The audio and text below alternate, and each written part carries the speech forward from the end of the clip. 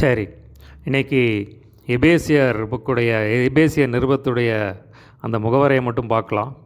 So அதில் பார்த்தீங்கன்னா, இது எழுதினது யார் அப்படின்னா, பவுல் தான் எழுதியிருக்காரு. சரிங்களா? அந்த 1ஆம் அதிகாரத்திலே முதல் வசனத்திலே பார்த்தீங்கன்னா, தேவனுடைய சித்தத்தினாலே இயேசு கிறிஸ்துவின் அப்போஸ்தலனாகிய பவுல் எபேசுவிலே கிறிஸ்து இயேசுவில் விசுவாசிகளாக இருக்கிற பரிசுத்தவான்கள் எழுதுறாவது. ஸோ பார்த்தீங்கன்னா, அதிலே இருக்கும். எல்லாத்துலேயும் பார்த்தீங்கன்னா, யார் எழுதுனதுன்னு சொல்லி அதெல்லாம் இருக்கும். ஸோ இந்த புக்கை எழுதினதை இந்த எபேசு நிருபத்தை எழுதினதை பார்த்தீங்கன்னா பவுல். சரிங்களா? ஸோ எபேசு அப்படிங்கிறது ஒரு பட்டணம். சரிங்களா? போன புக்கில் பார்க்குறதோ கலாத்தியாங்கிறது நாடு. ஸோ இனிமேல் வர்றதெல்லாம் பட்டணங்கள் தான். இப்போ எபேசு பட்டணம், பிலிப்பு பட்டணம், கொலோசே பட்டணம், தெசலோனிக்கே பட்டணம். ஸோ அந்த இருக்கிற விசுவாசிகளுக்கு, அதில் இருக்கிற அந்த சபை மக்களுக்கு எழுதுறது. சரிங்களா? அப்போ எபேசு அப்படிங்கிறது ஒரு பட்டணம். சரிங்களா? அது ஒரு நல்ல ஒரு ட்ரேட் சென்டர். சரிங்களா? அதாவது ஒரு பிஸ்னஸ் சென்டர். சரிங்களா? இப்போ நிறையா வர்த்தமானங்கள், நிறையா பிஸ்னஸ் பண்ணுகிற ஒரு ட்ரேட் சென்டர், பிஸ்னஸ் பண்ணுகிற ஒரு இடம், ஒரு சிட்டி. சரிங்களா?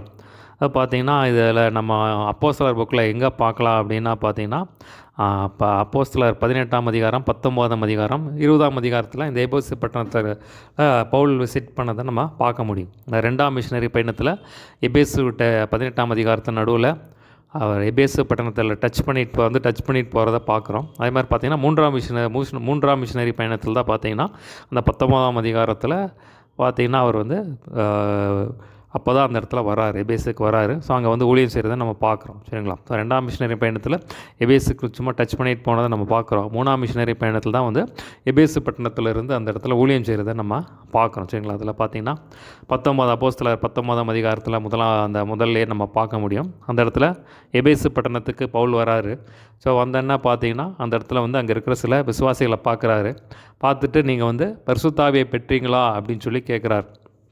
உடனே அவங்க சொல்கிறாங்க, பரிசுத்தாவின் இருக்கிறதே அப்படின்னு ஒன்று இருக்கிறதே எங்களுக்கு தெரியாது அப்படிங்கிறாங்க. உடனே பார்த்தீங்கன்னா, சரின்னு சொல்லி அவளுக்காக ஜெபம் பண்ணுறாரு. உடனே பரிசுத்தாவியை பெற்றுக்கொள்கிறாங்க. ஞானஸ்தானமாக கொடுக்குறாரு.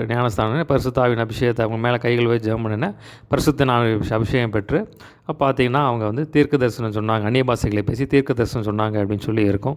பார்த்தீங்கன்னா, மறுபடியும் அந்த இடத்துல 3 மாதம் சபைக்குள்ளே பிரசங்கம் பண்ணுறாரு.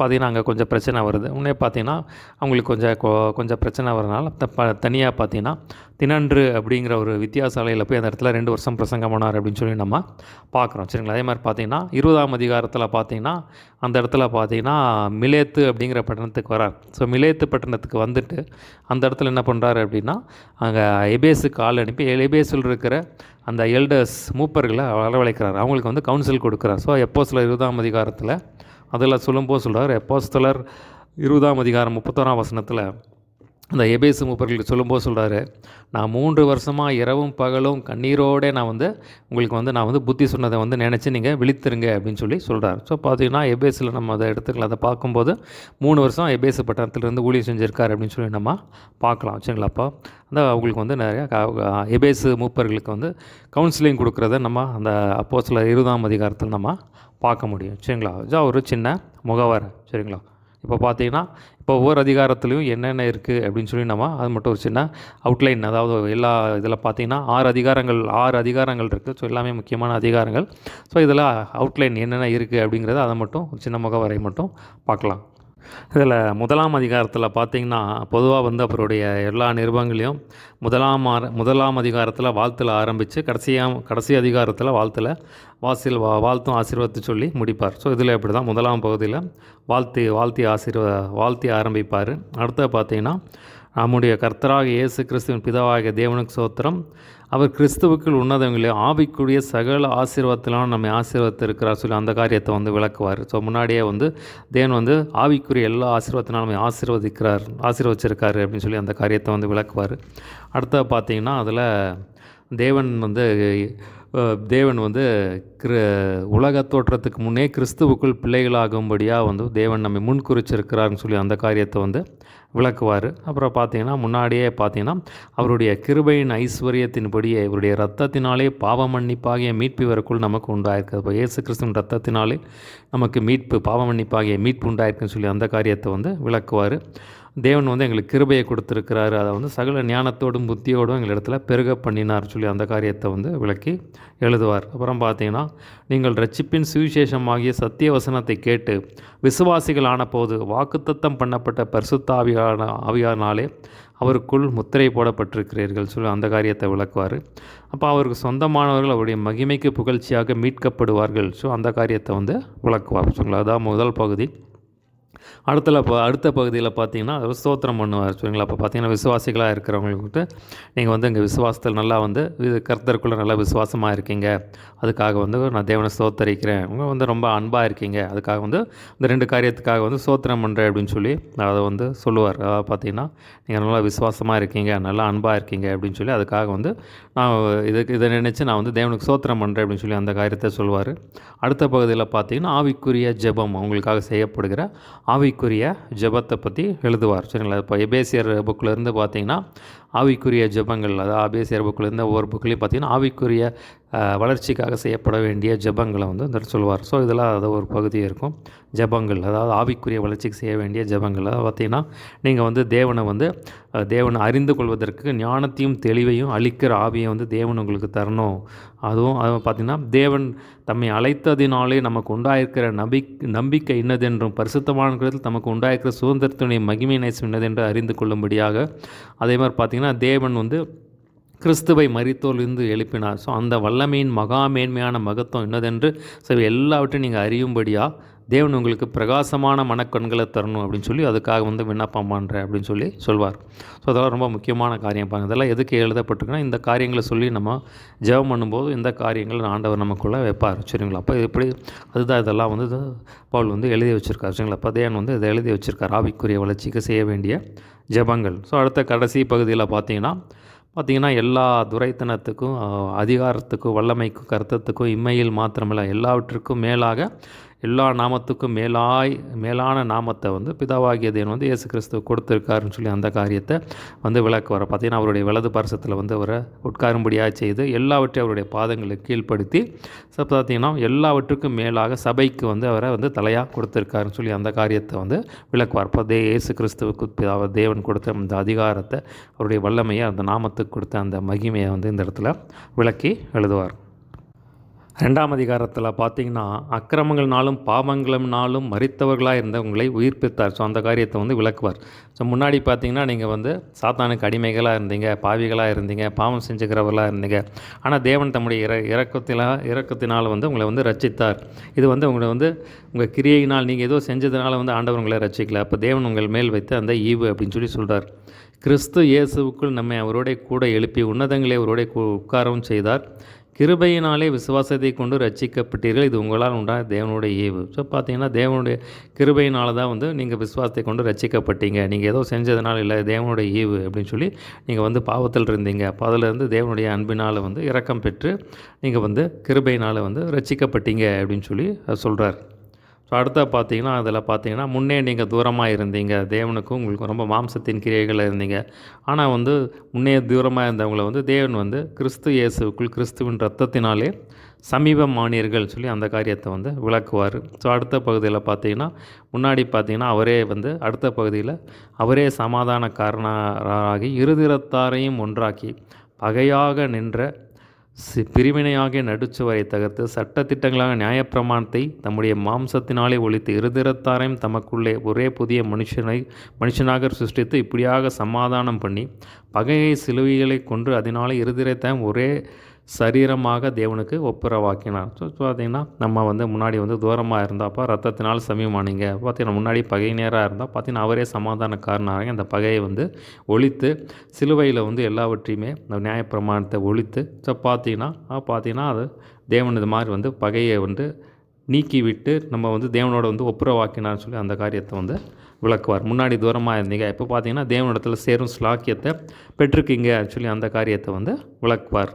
ஸோ அடுத்த கடைசி பகுதியில் பார்த்தீங்கன்னா நீங்கள் வந்து இனிமேல் வந்து அந்நியர் கிடையாது. முன்னாடி வந்து தேவனுக்கு பகைஞராக இருந்தீங்க, பாவிகளாக இருந்தீங்க. இப்போ வந்து நீங்கள் வந்து அந்நியர் கிடையாது, தேவனுடைய பிள்ளைகளாக இருக்கீங்க. இனி வந்து நீங்கள் அந்நியரும் கிடையாது, பரதேசிகளும் கிடையாது. நீங்கள் வந்து தேவனுடைய பரிசுத்தவான்களுடைய ஒரே நகரத்தாரா தேவனுடைய வீட்டாராக இருக்கீங்க. ஸோ பார்த்தீங்கன்னா நீங்கள் வந்து அப்போஸ்தலர் தீர்க்கதரிசிகள் என்பவருடைய அஸ்திவாரத்தின் மேலே நீங்கள் கட்டப்பட்டவர்களாக இருக்கீங்க. இதுக்கு பார்த்தீங்கன்னா நீங்கள் ஒரு கட்டடம் மாதிரி மேலே எழும்புறீங்க சரிங்களா. பார்த்தீங்கன்னா இதுக்கு இயேசு கிறிஸ்து தான் மூளைக்கல் அப்படின்னு சொல்லி சொல்கிறார். ஸோ அந்த கல்லின் மேலே நீங்கள் வந்து கட்டப்பட்டுக்கிறவர்களாக இருக்கீங்க. ஸோ பார்த்தீங்கன்னா நம்ம கிறிஸ்துவுக்குள்ளே பிறந்த உடனே நாங்கள் ரட்சிக்கப்பட நம்ம கிறிஸ்துவுக்குள்ளே குழந்தைகளாக இருக்கோம். நம்ம அப்படியே தேவனுக்குள்ளே வளர வளர வளர நம்ம ஒரு மாளிகை மாதிரி தேவன் மேலே நம்ம கட்டப்பட்டு வருகிறோம் அப்படிங்கிறது அதுதான் சொல்கிறார். அவர் மேல் நீங்களும் ஆவியினாலே தேவனுடைய வாசஸ்தலமாக கூட்டி கட்டப்பட்டு வருகிறீர்கள். ஸோ அதான் அந்த 2ஆம் அதிகாரத்தில் விளக்குவார். சரி, இந்த 3ஆம் அதிகாரத்தில் பார்த்தீங்கன்னா அதில் பார்த்தீங்கன்னா 3 பகுதிகள் இருக்கும். முதலாவது பார்த்தீங்கன்னா அந்த ரகசியம், அந்த ரகசியத்தின் நோக்கம், அடுத்தது பார்த்தீங்கன்னா ஜெபம். இந்த 3 காரியங்கள் தான் இருக்கும். ஸோ முதலாவது பார்த்தீங்கன்னா இந்த ரகசியம். ஸோ அதில் என்ன இருக்குது அப்படின்னா பார்த்தீங்கன்னா பழைய ஏற்பாட்டு பரிசுத்தவான்களுக்கு இந்த ரகசியம் வந்து மறைக்கப்பட்டிருக்கு.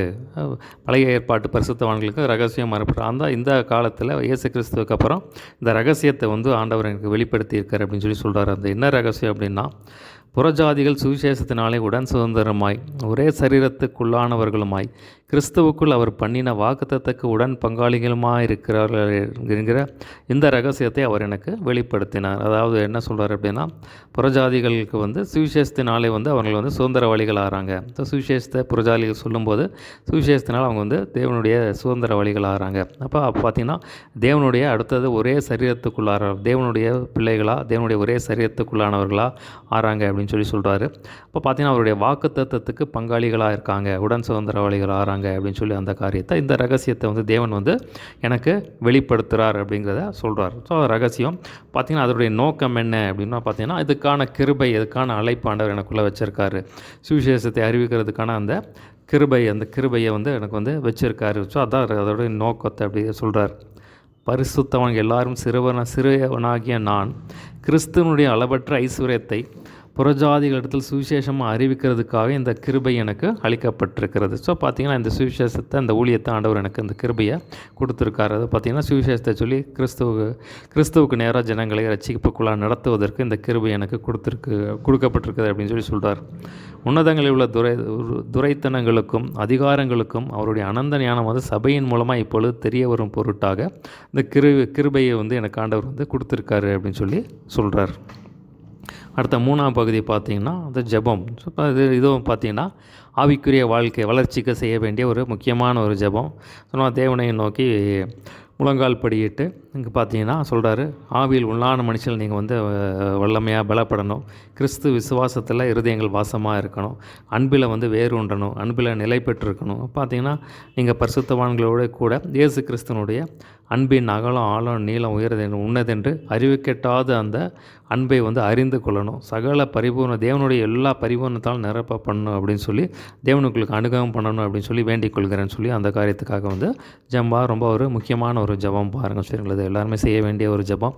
செய்யும்போது என்ன ஆகும் அப்படின்னா நாங்கள் தேவனுடைய அன்பில் நீங்கள் வந்து வளரலாம். சரி, தேவனுடைய அன்பு வந்து ரொம்ப முக்கியம் பாருங்கள். சரிங்களா, இப்போ கிறிஸ்தவ வாழ்க்கையே தேவனுடைய அன்பில் தான் இருக்கும். இப்போ தேவனுடைய அன்பில் வந்து அதில் வேரூன்றணும், அதில் நிலை பெற்று இருக்கணும், அதில் வந்து நிரம்பணும், அதை உணர்ந்து கொள்ளணும் அப்படின்னு சொல்லி அதுக்காக ஜெபம் பண்ணுறேன்னு சொல்லி சொல்கிறார். அதில் பார்த்தீங்கன்னா அடுத்தது பார்த்தீங்கன்னா நீங்கள் நினைக்கிறதற்கு வேண்டிக் கொள்வதற்கும் தேவன் வந்து செய்வார் அப்படின்னு சொல்லி அந்த இடத்துல சொல்கிறார். சரிங்களா, அதுதான் வந்து இந்த 3ஆம் அதிகாரத்தில் இருக்குது. அடுத்த பார்த்தீங்கன்னா 4ஆம் அதிகாரத்தில் பார்த்தீங்கன்னா நீங்கள் அழைக்கப்பட்ட அழைப்புக்கு வந்து பாத்திரவான்களாக நடந்து கொள்ளுங்க அப்படின்னு சொல்லி எழுதுகிறாரு. சமாதானம் கட்டினால் ஆவியின் உரிமையை காத்து கொள்ளுங்க அதை குறித்து எழுதுகிறாரு. அவர் பார்த்தீங்கன்னா ஒரே தேவன் தான், ஒரே தேவன் பிதா தான் நமக்கு உண்டு அப்படின்னு சொல்லி அந்த காரியத்தை வந்து எழுதுகிறாரு. அடுத்த பார்த்தீங்கன்னா கிறிஸ்தனுடைய ஈவின் அளவுக்கு தக்கதாக நம்ம அவனவனுக்கு கிருபை அழைக்கப்பட்டிருக்குது. ஸோ அந்த காரியத்தை வந்து விளக்கி எழுதுவார். அடுத்த ஒரு முக்கியமான பகுதி என்ன அப்படின்னா பார்த்தீங்கன்னா 5 வகையான ஊழியங்களை குறித்து இடத்துல எழுதுகிறார். சரிங்களா, இது ஒரு முக்கியமான ஒரு பகுதி. கிறிஸ்துவனுடைய நிறைவான வளர்ச்சியின் அளவுக்கு தக்கதாக பூர்ண புருஷனாகும் வரைக்கும் பார்த்தீங்கன்னா பரிசுத்தவான்கள் சீர்பொருந்து பொருட்டு பார்த்தீங்கன்னா தேவன் வந்து சபை பிக்தி வருத்தி அடைகிறதுக்காக அந்த 5 வகையான ஊழியங்களை வந்து தேவன் கொடுக்குறாரு அப்படின்னு சொல்லி அப்போஸ்தலர்கள், தீர்க்கதரிசி, சிலர் சுவிசேஷகராக, மேய்ப்பராக, போதகர் 5 வகையான ஊழியங்களை கொடுத்துருக்காரு அப்படின்னு சொல்லி சொல்கிறார். ஸோ பார்த்திங்கன்னா அது எல்லாமே பார்த்திங்கன்னா தலைமைத்துவ ஊழியங்கள். இந்த 5 வகையான ஊழியம் தலைமைத்துவ ஊழியங்கள். ஸோ பார்த்திங்கன்னா ஏன் இப்படி ஆண்டவர் செய்கிறார் அப்படின்னா பார்த்திங்கன்னா நிறைய பேர் வந்து துரோபதேசத்தை வந்து கலக்கிடுறாங்க. சரிங்களா, அப்போ அதனால் வந்து நாம் இனி குழந்தைகளாக இராமல் மனுஷனுடைய சூதும் எல்லாம் அறிஞ்சு அவன் வஞ்சகத்தை எல்லாம் அறிஞ்சு அன்புடன் சத்தியத்தை கொள்ளும்படியாக நம்ம தேவனுக்குள்ளே வளரும்படியாக இப்படி செய்தார் அப்படின்னு சொல்லி நம்ம அந்த காரியத்தை வந்து விளக்குவார். அதே மாதிரி பார்த்திங்கன்னா நீங்கள் வந்து மற்ற புறஜாதிகள் தங்கள் வீணான சிந்தனை நடக்கிறது போல வந்து நடக்காதிருங்க. அப்படின்னா பார்த்தீங்கன்னா மாம்சத்தின் கிரிகள் இருக்காதீங்க. எல்லா அசுத்தங்களை விட்டு விடுங்க. காம விகாரத்தை வந்து விட்டு விடுங்க. இச்சைகளை விட்டு விடுங்க. பழைய மனுஷனை விட்டுட்டு நீங்கள் என்ன ஆகுங்க, உள்ளத்தில் புதிதான ஆவி உள்ளவர்களாகி புதிய தேவனால் சிருஷ்டிக்கப்பட்ட புதிய மனுஷனை இப்போ அவருடைய தேவனுடைய சாயலாக சிருஷ்டிக்கப்பட்ட புதிய மனுஷனை தரித்து கொள்ளுங்க அப்படின்னு சொல்லி அந்த காரியத்தை வந்து இந்த இடத்துல விளக்கி எழுதுவார்.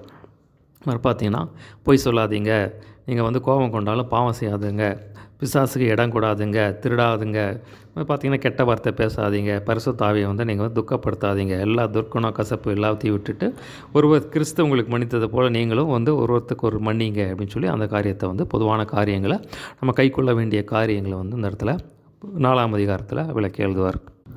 5ஆம் அதிகாரத்தில் பார்த்தீங்கன்னா நீங்கள் பார்த்தீங்கன்னா பிரியமான பிள்ளைகளைப் போல் பார்த்தீங்கன்னா இயேசு கிறிஸ்து எப்படி தேவனுக்கு வந்து சுகந்த வாசனையாக பலியாக ஒப்பு கொடுத்தாரோ அந்த மாதிரி அதாவது அன்பு கூர்ந்தாரோ அந்த மாதிரி வந்து நீங்களும் வந்து அன்பிலே நடந்து கொள்ளுங்க அப்படின்னு சொல்லி அந்த காரியத்தை வந்து எழுதுவார். அவர் பார்த்தீங்கன்னா வேசித்தனம், அசுத்தம், பொருளாசை, வம்பு, பரியாசம் இதெல்லாம் விட்டுட்டு நீங்கள் வந்து தேவனை பின்பற்றுகளாக இருங்க. ஸோ இப்படிப்பட்ட காரியத்தை செஞ்சு கீழ்ப்படியாமின் பிள்ளைகள் மேலே வந்து தேவ கோபனுக்கு வந்து வரும். அதனால் வந்து நீங்கள் வந்து எச்சரிக்கையாக இருங்க அப்படின்னு சொல்லி எழுதுவார். முன்னாடி பார்த்தீங்கன்னா அந்தகாரமாக இருந்தீங்க, இப்போ பார்த்தீங்கன்னா வெளிச்சத்தின் பிள்ளைகளாக நடந்து கொள்ளுங்க அப்படின்னு சொல்லி எழுதுறாரு. அது மாதிரி பார்த்தீங்கன்னா கனியற்ற அந்தகார கிரியைகளுக்கு உட்படாமல் அவங்களை கடிந்து கொள்ளுங்கள் சொல்லி அந்த காரியத்தை வந்து விளக்கி எழுதுவார். அதனால் தூங்குகிற நீ மரித்தோரை விட்டு எழுந்துரு, பார்த்தீங்கன்னா அப்பொழுது கிறிஸ்து உன்னை பிரகாசிப்பார். ஸோ அந்த காரியத்தை சொல்லி விளக்குவார். அவர் பார்த்தீங்கன்னா எனக்கு வந்து காலத்தை பிரயோஜனப்படுத்தி கொள்ளுங்கள், நீங்கள் ஞானமுள்ளவர்களாக நீங்கள் நடந்து கொள்ளுங்கள் அப்படின்னு சொல்லி அந்த காரியத்தை வந்து எழுதுவார். தேவனுடைய சுத்தம் என்னது என்று சொல்லி அதை வந்து நீங்கள் உணர்ந்து கொள்ளுங்கன்னு சொல்லி அந்த காரியத்தை விளக்கி எழுதுவார். அதுமாதிரி பார்த்தீங்கன்னா நீங்கள் வந்து ஆவியில் நிறைந்து சங்கீதங்களாலும் கீர்த்தங்களாலும் ஞானப்பாட்டுங்களாலும் ஒருவருக்கு புத்தி சொல்லிக்கொள்ளுங்க. ஸோ இந்த இடத்துல பார்த்தீங்கன்னா ஆவியில் நிறைந்து செய்கிற ஆராதனை குறித்து எழுதுகிறாச்சுங்களா. ஆவியில் நிறைந்து நீங்கள் இந்த மாதிரி ஆவியில் நிறைந்து சங்கீதங்களாலும் கீர்த்தங்கள் ஞானப்பாட்டு ஆவியில் நிறைந்து ஆராதனை செய்யுங்க. ஆவியில் நிறையும் போது என்ன ஆகுன்னா அந்த கட்டுகள் எல்லாம் உடையும். ஸோ ஆவியில் நிறைந்து ஆராதனை செய்யுங்க அப்படின்னு சொல்லி எழுதுகிறார்.